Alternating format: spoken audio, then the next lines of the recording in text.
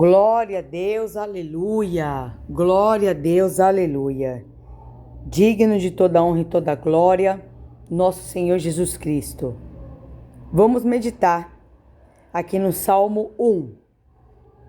2 caminhos, uma escolha. A jornada espiritual. O Salmo 1 é como um portão de entrada para toda a experiência espiritual dos Salmos. Ele não começa com um pedido, nem com um clamor, mas com uma escolha. Uma escolha diária, silenciosa e profundamente espiritual. Qual caminho seguir? Esse salmo nos convida a parar, respirar e olhar para dentro. Ele descreve 2 estilos de vida, 2 destinos e 2 formas de caminhar pelo mundo. E enquanto ouvimos cada versículo, somos levados a nos enxergar. Versículo 1.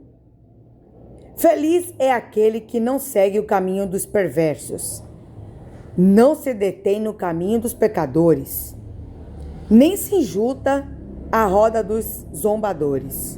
Aqui a palavra começa falando de felicidade, mas não é uma felicidade superficial, momentânea ou baseada em circunstâncias. É uma felicidade profunda que nasce do alinhamento com Deus. O Salmo nos mostra um processo perigoso em 3 etapas. Primeiro, ouvir conselhos errados. Depois, parar no caminho errado. E por fim, sentar-se e se misturar com quem zomba do que é sagrado. O justo é feliz, porque ele sabe dizer não. Não por orgulho, mas por discernimento espiritual. Ele entende que nem toda voz merece ser ouvida, nem todo caminho merece ser trilhado, nem toda a companhia fortalece a alma. Esse versículo nos ensina que o pecado muitas vezes não começa em grandes quedas, mas em pequenas concessões. A felicidade espiritual começa quando escolhemos proteger nossa mente, nosso coração e nossas influências.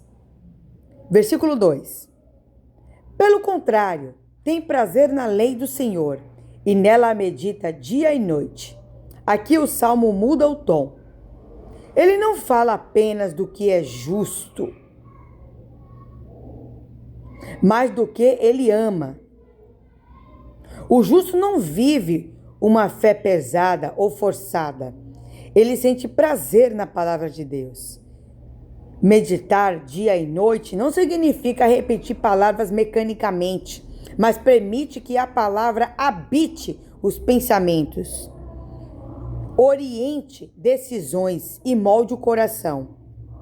É levar Deus para a rotina, para o silêncio, para os pensamentos mais íntimos.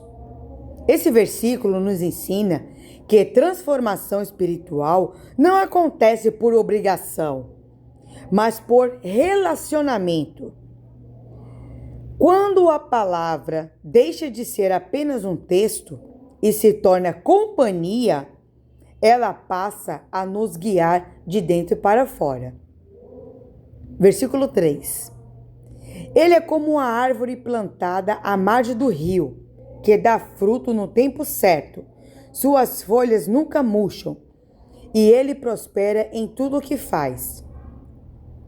Aqui surge uma das imagens mais lindas da Bíblia. O justo é comparado a uma árvore. Não uma árvore qualquer, mas uma árvore plantada, com raízes profundas, próxima à fonte. Essa árvore não vive de aparência. Ela cresce em silêncio, alimentada constantemente. Ela não força frutos fora de hora. Ela respeita os tempos de Deus. As folhas não murcham porque a fonte não seca, mesmo em estações difíceis. A vida por dentro. A prosperidade aqui não é apenas material, mas espiritual, emocional e interior. Deus nos ensina que quem permanece ligado a Ele pode até enfrentar ventos fortes, mas não perde a essência. O fruto vem, e vem no tempo certo. Versículo 4. O mesmo não acontece com os perversos. Sou como palha, levada pelo vento. Agora o Salmo apresenta o contraste. Enquanto o justo é árvore, o perverso é palha. A palha não tem raiz, não tem peso, não tem direção. Ela é levada por qualquer vento. Esse versículo não fala de força exterior, mas de vazio interior. Quem vive longe de Deus pode até parecer livre, mas vive instável. Muda de direção conforme as circunstâncias, opiniões e pressões. É um alerta espiritual. Sem raízes em Deus, a alma se torna frágil, mesmo quando aparenta segurança. Versículo 5. Serão condenados quando vier o juízo. Os pecadores não terão lugar entre os justos. Aqui o Salmo nos lembra que nossas escolhas têm consequências eternas. O juízo não é apresentado como a ameaça, mas como justiça. Deus é justo e Ele separa caminhos, não por favoritismo, mas por verdade, por propósito. Esse versículo nos chama à responsabilidade espiritual. Não é sobre perfeição, mas sobre direção. Onde estamos caminhando? Com quem estamos nos alinhando? O justo permanece de pé, porque sua vida está firmada em Deus. Versículo 6. Pois o Senhor guarda o caminho dos justos, mas o caminho do perverso leva à destruição. O Salmo termina com uma revelação poderosa. Deus guarda o caminho dos justos. Ele observa, protege e corrige e conduz. O caminho do justo não é isento de dificuldades, mas é acompanhado. Já o caminho do perverso pode até parecer largo e fácil, mas termina em perda. Deus não apenas vê o destino final, Ele caminha conosco no processo. O Salmo 1 não é apenas um texto antigo, é um espelho espiritual.